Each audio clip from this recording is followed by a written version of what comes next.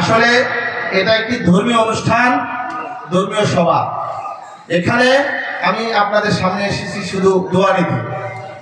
যে হুজুর বক্তব্য শুরুতে বললেন হাজী শফিউদ্দিন তালিমুল কোরআন মাদ্রাসা এবং মসজিদে বেলাল, এটা আমার বাবা মরহুম শফিউদ্দিন সাহেবের প্রতিষ্ঠিত প্রতিষ্ঠান। উনি দুনিয়াতে নেই, ওনারে আপনারা অনেকে চিনেন।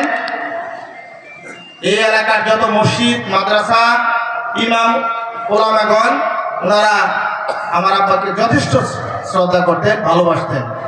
আমার আব্বাও ওনাদের যথেষ্ট শ্রদ্ধা করতেন এবং ছোটদের স্নেহ করতেন। উনি এলাকার মানুষের খুব প্রিয় মানুষ ছিল। আমি তারই সন্তান জহিরুল ইসলাম। আমি পেশায় একজন ব্যবসায়ী। আমি আপনাদের কাছে অনুরোধ করব, আসলে আজকের দিনকে আমার কাছে এত খুশি লাগতেছে যে আমি ভাষায় প্রকাশ করতে পারবো না।